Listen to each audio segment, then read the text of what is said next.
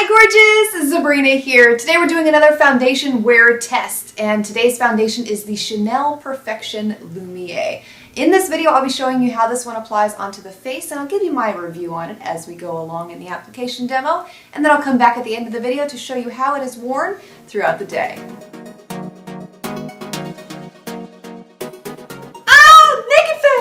Well, not completely naked. I do have a concealer and my moisturizer on already.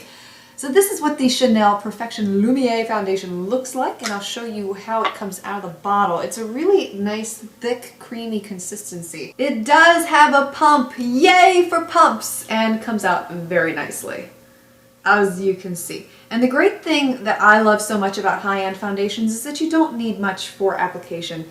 Usually about this much, maybe a half a pump more is enough to cover my entire face. So I'll go ahead and apply it.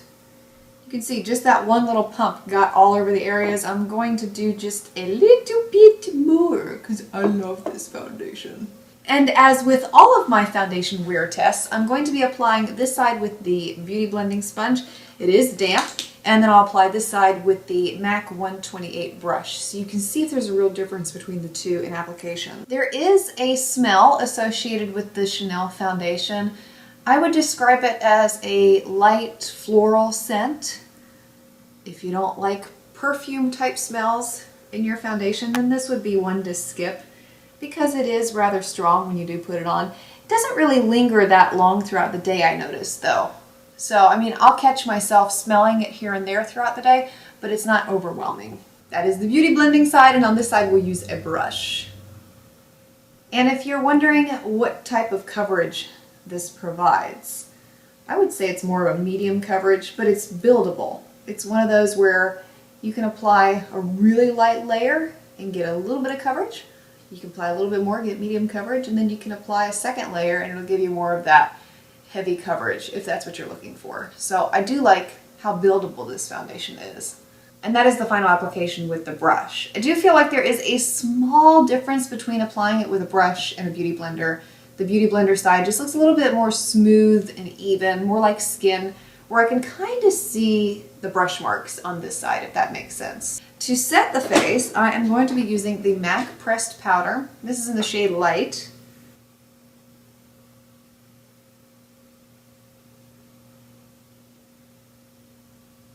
And I'll go ahead and apply some bronzer and some blush here in a minute too, and I will be back at the end of the day to show you how well or how badly, which way, this foundation has worn.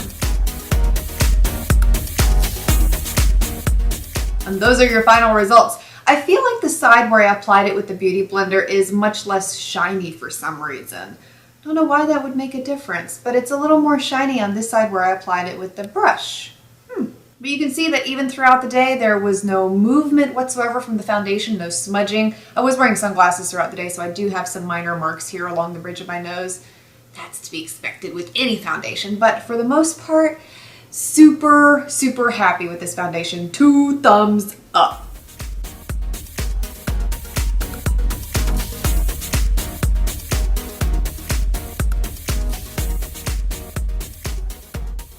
Bottom line, top-notch foundation for you to try. The day that I tested that foundation out, it was about 90 degrees here in Florida, and the humidity was up to 88%. So it was the perfect day for testing out a foundation.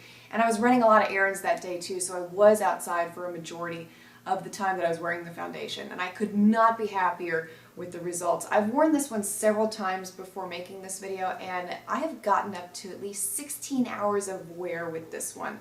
Doesn't move, doesn't budge, no smudging.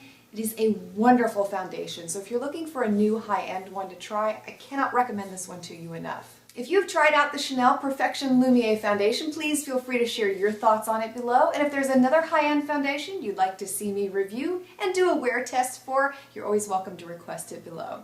Thanks for watching. I'll see you next time.